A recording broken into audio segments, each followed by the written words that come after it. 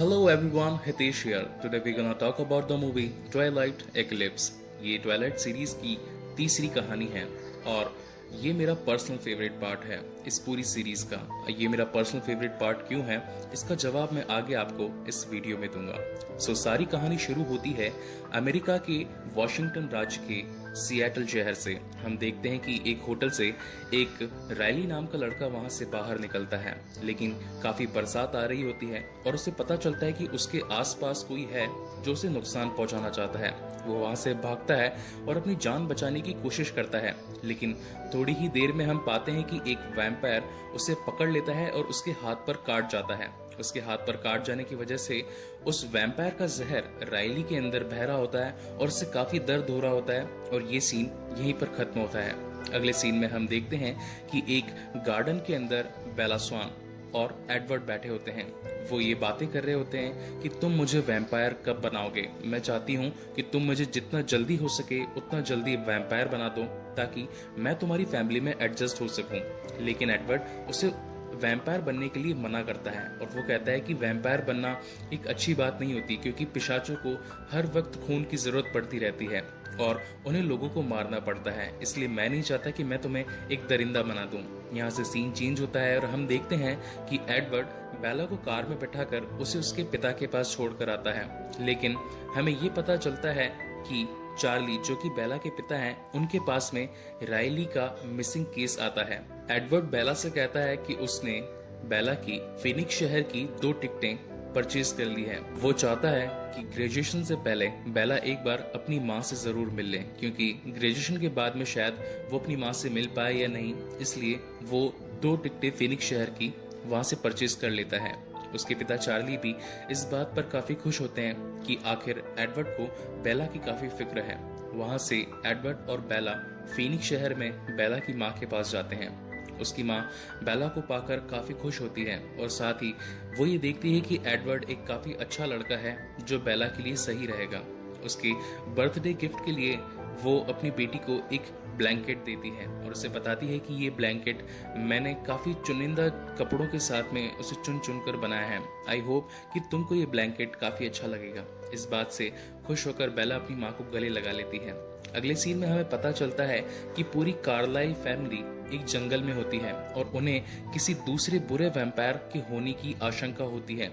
वो सभी उसे ढूंढने के लिए उसके पीछे भागते हैं, लेकिन तभी हम देखते हैं कि वहां से भेड़ियों का इलाका शुरू हो चुका होता है और एक भेड़िया आकर एमिट को पकड़ लेता है और उसे वहीं गिरा देता है। साथ ही उसे ये कहता है कि ये इलाका भेड़ियों का है, तुम्हें यहाँ पर नहीं आना चाहिए। दूसरे सीन में हम देखते हैं कि बेला और एडवर्ड वापस से फोक शहर में आ चुके हैं और वो अपनी स्कूल पहुंचते हैं। जब वो स्कूल पहुंचते हैं तो वहां उन्हें जेकब मिलता है। जेकब को देखकर एडवर्ड को काफी गुस्सा आता है, क्योंकि वो जेकब ही है जो कि बेला का एक तरीके से काफी अच्छा दोस्त है और उसे पाने की बार बार कोशिश करता रहता है। एडवर्ड जेकब से आके पूछता है कि आखिर तुम यहाँ पर क्यों आए हो, तो जेकब उससे कहता है कि शायद तुम अपना समझौता भूल गए हो और तुम इस बेला को एक पिशाच में बदलने वाले हो। जब वो बेला का हाथ चेक करता है तो उसे पता चलता है कि अभी तक उसने बेला को पिशाच नहीं बनाया है, लेकिन फिर भी जेकब को एडवर्ड नहीं पसंद होता और वो कहता है कि मुझे बेला से कुछ बात करनी है। वहां पर बेला एडवर्ड से कहती है कि तुम टेंशन मत लो, मुझे कुछ भी नहीं होगा। जेकब हमेशा मेरा ख्याल ही रखता है और उसने मुझे हमेशा सपोर्ट ही किया है। अभी ये मुझसे मिलने आया है और मुझे इसके साथ जाने दो, तुम्हें मेरी फिक्र करने की कोई जरूरत नहीं। और वो वहां से एडवर्ड की आंखों के सामने जेकब के साथ गाड़ी पे बैठकर उसके साथ निकल जाती है।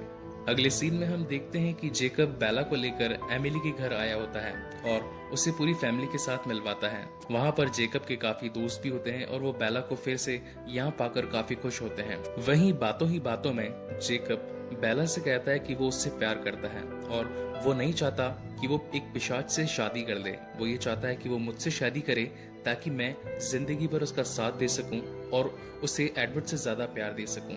वहीं दूसरी तरफ हम देखते हैं कि रायली, जो कि अब एक वैम्पायर बन चुका है, वो बेला के घर पर आता है और उसके कपड़ों को सूंघने लगता है। तभी हम देखते हैं कि इस बात का पता एडवर्ड को चल जाता है और एडवर्ड भी बेला के घर पर आता है। जब वो बेला को घर पर पाता है तो उसे काफी चिंता होती है और एडवर्ड बेला से पूछता है कि यहाँ पर कोई आया था क्या। तो बेला कहती है कि नहीं, यहाँ पर कोई भी नहीं आया था। लेकिन एडवर्ड को एक तरीके से विजन्स आते हैं, क्योंकि एडवर्ड माइंड रीड कर सकता था, तो उसे पता चल जाता है कि इस घर में यहाँ पर कोई ना कोई जरूर आया था और वो बेला की खुशबू लेकर गया है। ये बात को वो कार्लाइल और अपनी पूरी फैमिली में डिस्कस करता है और उन्हें बताता है कि यहाँ पर जरूर कोई ना कोई एक बुरा वैम्पायर आया था जिसे बेला की तलाश थी।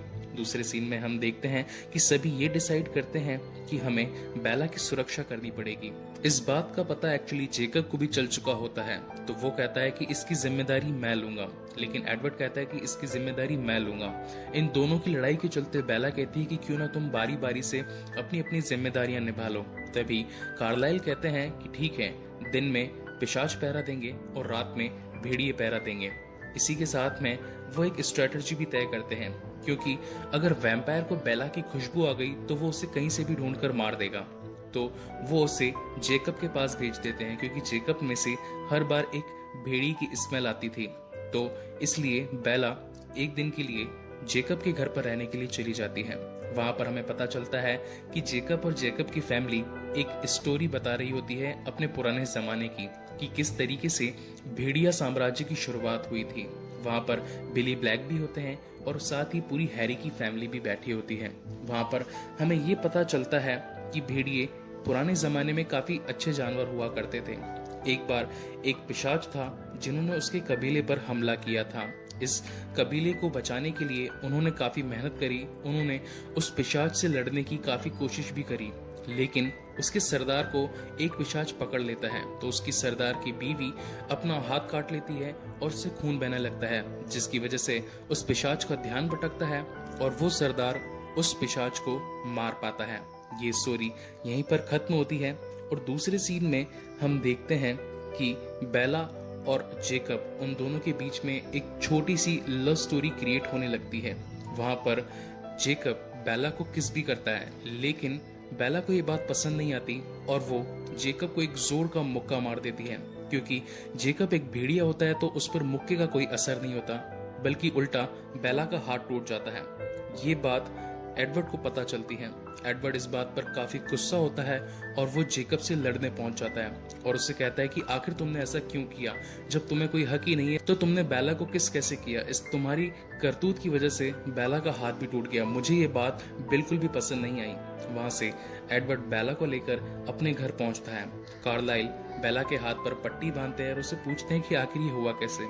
तो बेला कहती है कि आज मैंने एक भेड़िए को मारा था। वहीं पर रोजली बैठी होती है। रोजली वहां से उठकर चली जाती है। तो बेला उसके पास आती है और पूछती है कि आखिर तुम्हारी प्रॉब्लम क्या है। मैं जब भी तुमसे बात करने लगती हूँ या फिर मैं कहीं बैठी होती हूँ तो तुम्हें पसंद नहीं आता और तुम वहां से उठकर चली जाती हो। आखिर तुम मुझसे क्या चाहती हो, मुझे बताओ। तो रोजली बताती है कि अभी तुम एक इंसान हो, तुम्हारे पास एक चॉइस है पिशाच न बनने की। जब मैं जवान थी तब मेरे पास में कोई भी चॉइस नहीं थी। मैं एक बंदा जिसका नाम है लूशियन, उससे काफी प्यार किया करती थी, लेकिन लूशियन का चाल चलन काफी खराब था।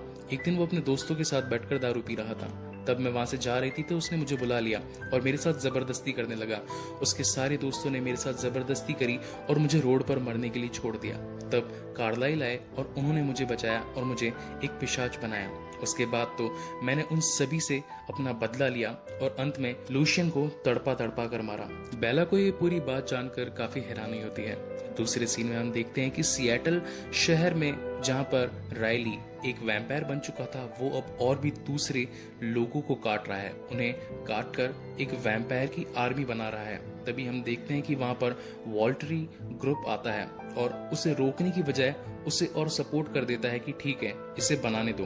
अब इसके पीछे रीजन यहाँ पर ये होता है कि वॉल्टरी परिवार को कार्लाइल परिवार बिल्कुल पसंद नहीं होता, क्योंकि जब एक बार वॉल्टरी ने एडवर्ड को उसके ग्रुप में शामिल होने के लिए कहा था तो एडवर्ड ने मना कर दिया था। यही रीजन था कि वॉल्टरी ग्रुप के कुछ लोग चाहते थे कि कार्लाइल फैमिली पूरी तरीके से खत्म हो जाए और एडवर्ड हमारे ग्रुप में शामिल हो जाए, लेकिन उनकी फैमिली के जिंदा रहते ये सब मुमकिन नहीं था। इसलिए वो ये सोचते हैं कि अगर ये काम ये नए वैम्पायर्स कर दें तो हमारा रास्ता साफ हो जाएगा। इस वजह से वो नए वैम्पायर जो भी रायली बना रहा था उन पर कोई भी नुकसान नहीं पहुंचाते और उन्हें उनका काम कंटिन्यू करने देते हैं। दूसरी तरफ स्कूल में एक ग्रेजुएशन प्रोग्राम होता है। नॉर्मली हमारी इंडिया में तो यूनिवर्सिटी के अंदर ग्रेजुएशन होता है, लेकिन अमेरिकन में उनकी स्कूल के बाद ही उनका ग्रेजुएशन कंप्लीट हो जाता है। उस ग्रेजुएशन प्रोग्राम में हम देखते हैं कि बेला अब एक ग्रेजुएट हो चुकी है। इसी बात से काफी खुश होकर एलिस एक घर में पार्टी देती है, जहां वो अपने स्कूल के सारे फ्रेंड्स को इनवाइट करती है। रात को हम देखते हैं कि वहां पर जेकब भी आया होता है। जेकब बेला को एक की चेन गिफ्ट करता है, उसमें एक भेड़िया बना हुआ होता है और जेकब बताता है कि ये की चेन मैंने खुद अपने हाथों से बनाया है। वहां पर बेला और जेकब बातें कर ही रहे होते हैं, तभी एलिस को एक विजन आता है। उस विजन में उसे ये पता चलता है कि बुरे वैम्पायर्स ने बेला की खुशबू सूंघ ली है और वो बेला को मारने के लिए 4 दिन में आने वाले हैं। ये बात वो पूरी कार्लाइल फैमिली को बताती है। तब पूरी कार्लाइल फैमिली ये डिसाइड करती है कि अब हमें उनके खिलाफ उनसे लड़ने के लिए काफी अच्छी ट्रेनिंग करनी पड़ेगी। अगर हम ये ट्रेनिंग नहीं करेंगे तो वो आकर बेला को भी मार देंगे और साथ ही हम अच्छे वैम्पायर्स को भी मार देंगे। लेकिन तभी जेकब भी ये सारी बातें सुन लेता है और उन्हें कहता है कि मैं इसमें आप लोगों की मदद करना चाहता हूँ। मैं समझता हूँ कि नए वैम्पायर्स की तादाद ज्यादा है और वो आप लोगों पर हावी हो सकते हैं, इसलिए मैं भी बेला की सुरक्षा चाहता हूँ और मेरे सभी भेड़िए इस काम में आपकी मदद करेंगे। तभी वहां पर जैस्पर बताता है कि नए बने पिशाच काफी ज्यादा खतरनाक होते हैं, क्योंकि उनमें इंसानी खून भी होता है और साथ में पिशाचों का जहर भी होता है। इसलिए न्यू बॉर्न वैम्पायर काफी ज्यादा खतरनाक और काफी ज्यादा तगड़े होते हैं। उन्हें मारना इतना आसान नहीं होता। इसके लिए हमें कल से प्रैक्टिस करने की जरूरत है। अगले दिन हम देखते हैं कि एक बड़े से मैदान में पूरी कार्लाइल फैमिली और साथ ही सारे भेड़िए जमा होते हैं प्रैक्टिस करने के लिए। वो सभी काफी अच्छी प्रैक्टिस भी करते हैं एक दूसरे से लड़ने के लिए, साथ ही अपनी शक्तियों को इनहेंस्ड कैसे किया जा सके और उनके खिलाफ किस तरीके की स्ट्रेटजी बनाई जा सके, इसकी वो काफी कोशिश करते हैं। ये सारी चीजों को देखकर बेला काफी शॉक होती है और वो जेस्पर से आके पूछती है कि आखिर तुम्हें इन न्यू बॉर्न वैम्पायर्स के बारे में इतना कैसे पता है, तुम्हें इतनी नॉलेज कैसे है उनके बारे में कि उन्हें कैसे हराया जाए या हम कैसे जीत सकते हैं। तब वहां पर जेस्पर बेला को बताता है कि ये काफी साल पुरानी बात है। मैं एक स्पेनिश आर्मी में एक सैनिक था। वहां पर मुझे एक वैम्पायर ने काट लिया था। उसकी वजह से मैं एक वैम्पायर बन गया था और मैं उसी वैम्पायर के लिए काम करने लगा था। वो नए वैम्पायर्स की एक सैनिक जोड़ी बनाती थी और मुझे उन सभी का नेतृत्व करने के लिए कहती थी। इसी वजह से मुझे न्यू वैम्पायर्स को बनाने, उन्हें मारने, उनका खात्मा करने और उनसे लड़ने का काफी अच्छा नॉलेज है। वहां पर एलिस भी आ जाती है और एलिस और जेस्पर के बीच में एक किस होता है। वहां पर जेस्पर बताता है कि पहले मैं एक बुरा वैम्पायर था, लेकिन जब से एलिस मुझे मिली, मुझे जिंदगी जीने का एक नया नजरिया मिल गया। तब बेला को ये फील होता है कि शादी करना एक अच्छी बात होती है। इसकी वजह से हम अपनी लाइफ को थोड़ा चेंज कर पाते हैं। और वहीं दूसरी तरफ हम देखते हैं कि राइली को वैम्पायर बनाया होता है विक्टोरिया ने। विक्टोरिया वही शख्स थी जो कि ट्वाइलाइट के पहले पार्ट में अपने प्रेम यानी कि जेम्स के मरने पर एडवर्ड की फैमिली पर काफी गुस्सा होती है और वो ये चाहती है कि वो नए वैम्पायर्स की एक टीम बनाए जिससे वो पूरी कार्लाइल फैमिली का खात्मा कर दे और साथ ही एडवर्ड के प्यार यानी कि बेला को भी मार दे। दूसरी तरफ हम ये देखते हैं कि एडवर्ड जेकब से कहता है कि तुम बेला को लेकर एक ऊंची पहाड़ी पर चले जाओ ताकि उन पिशाचों को इसकी स्मेल ना आ सके और वो इसे ढूंढ ना पाए। इसलिए वो वहां से बेला को उठाकर एक सबसे ऊंची पहाड़ी पर जाता है। लेकिन क्योंकि एडवर्ड एक पिशाच होता है, एक वैम्पायर होता है, इसलिए वो पलक झपकते ही उस पहाड़ी की सबसे ऊंची चोटी पर पहुंच जाता है। हम देखते हैं कि रात को उस पहाड़ी पर बर्फीली हवाएं चल रही होती हैं, क्योंकि एडवर्ड एक वैम्पायर है तो उस पर उसका कोई असर नहीं होता और साथ ही जेकब एक भेड़िया है, उसका शरीर काफी गर्म है तो उसे भी उस बर्फीली हवाओं का कुछ ज्यादा इफेक्ट नहीं होता। लेकिन क्योंकि बेला एक इंसान है, वो उस ठंड में ठिठुर रही होती है। तभी वहां पर एडवर्ड आता है और उससे कहता है कि मैंने तुम्हें यहाँ पर लाकर बहुत बड़ी गलती कर दी है, मुझे तुम्हें इस मौसम में नहीं लेकर आना चाहिए था। लेकिन तभी वहां पर जेकब आता है और वो कहता है कि मेरा शरीर काफी गर्म है और मैं बेला को अपनी गर्मी दे सकता हूँ। लेकिन एडवर्ड को इस बात पर काफी गुस्सा आता है क्योंकि एडवर्ड और जेकब दोनों ही बेला से प्यार करते होते हैं। वो झगड़ा कर ही रहे होते हैं लेकिन फिर उन्हें बेला की फिक्र होती है। वो ये देखते हैं कि इन बर्फीली हवाओं में बेला काफी ठंड से ठिठुर रही होती है और ये वक्त लड़ाई झगड़ा करने का नहीं, बेला को बचाने का है, क्योंकि उन्हें बेला की काफी फिक्र होती है। इस वजह से बेला के ब्लैंकेट में जेकब सो जाता है और बेला को अपनी गर्मी देने लगता है। लेकिन क्योंकि जेकब एक भेड़िया है इसलिए एडवर्ड को ये बात पसंद नहीं आती। एडवर्ड जेकब से कहता है कि तुम्हारा यहाँ पर होना एक्चुअली एक अच्छी बात ही है, मुझे टाइम पास करने के लिए भी कोई मिल जाएगा और साथ ही बेला की जान भी बच जाएगी। उन दोनों के बीच में काफी सारी बातें होती हैं।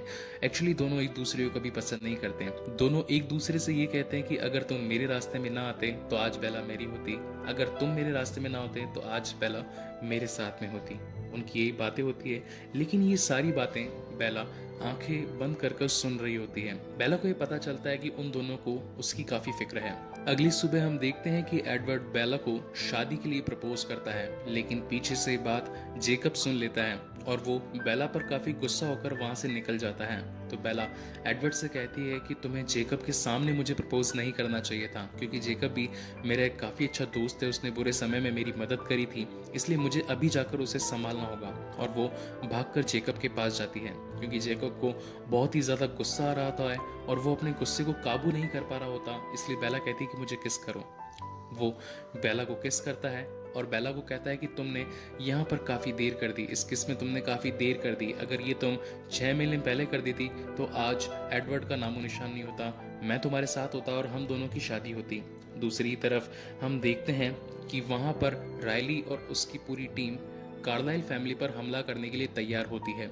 दूसरी तरफ हम देखते हैं कि कार्लाइल फैमिली भी उनका इंतजार कर रही होती है ताकि वो जैसे ही आए और वो उन्हें मार सके।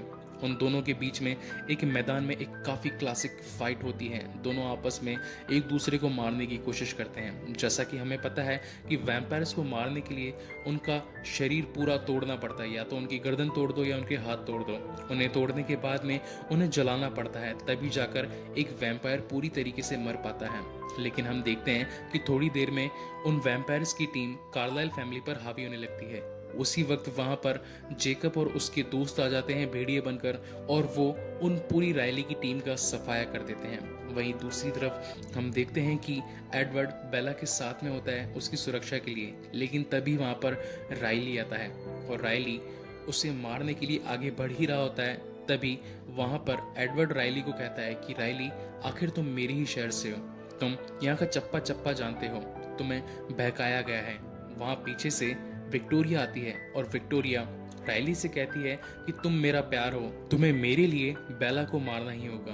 तब एडवर्ड कहता है कि ये सिर्फ तुमसे अपना काम निकलवाना चाहती है, ये तुमसे कोई प्यार व्यार नहीं करती है और तुम्हें एक कठपुतली बनाकर, एक मोहरा बनाकर उसके लिए यूज कर रही है। लेकिन विक्टोरिया वापस से रायली को बहकाती है और उसे कहती है कि बेला को जान से मार दो।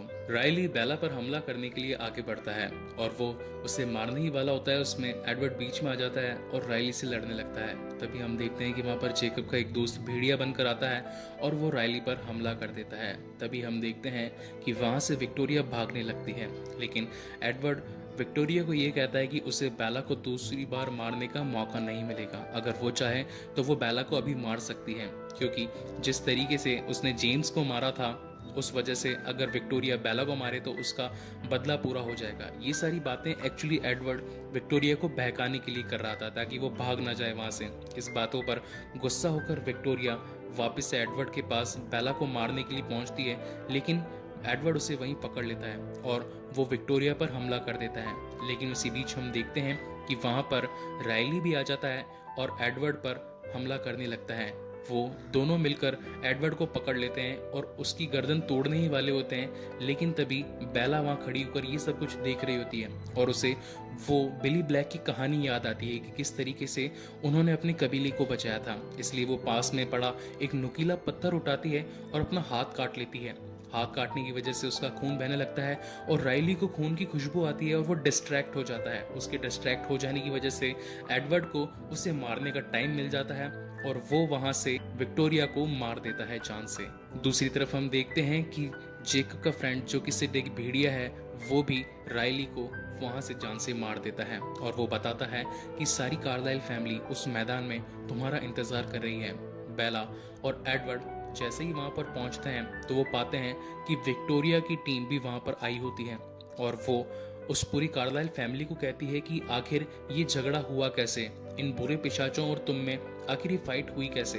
तो वो बताते हैं कि विक्टोरिया एक बुरी वैम्पायर थी और उसने बेला को मारने के लिए न्यू बॉर्न वैम्पायर्स का फ़ायदा उठाया और वो हमसे लड़ने के लिए आए थे, लेकिन हमने उन सभी का खात्मा कर दिया। वहाँ पर जेन कार्लाइल फैमिली से कहती है कि वॉल्टरी ने तुम्हें कहा था कि जितना जल्दी हो सके बेला को एक पिशाच बना दो, लेकिन तुमने अभी तक उसे नहीं बनाया है। तब वहाँ पर कार्लाइल कहते हैं कि डेट फिक्स हो चुकी है, वो है 13 अगस्त। हम बेला को एक वैम्पायर में बदल देंगे। ये बात सुनकर वो वहाँ से चले तो ज़रूर जाते हैं, लेकिन ये बोलकर जाते हैं कि वॉल्टरी तुम्हें दूसरा मौका नहीं देगा। और दूसरी तरफ हम देखते हैं कि बेला और एडवर्ड वापस से एक बगीचे में हैं और वो बातें कर रहे होते हैं कि किस तरीके से वो अपने फ्यूचर की प्लानिंग करेंगे, क्योंकि अब डेट फिक्स हो चुकी है 13 अगस्त जब वो शादी करेंगे। और एडवर्ड बेला से कहता है कि हमारी शादी होगी, हमारा हनीमून होगा, उसके बाद ही मैं तुम्हें एक वैम्पायर बनाऊंगा। इस बात पर बेला काफ़ी खुश होती है। एडवर्ड बेला को अपनी माँ की अंगूठी देता है और उसे वहीं प्रपोज करता है। इसी के साथ ये मूवी यहीं ख़त्म होती है।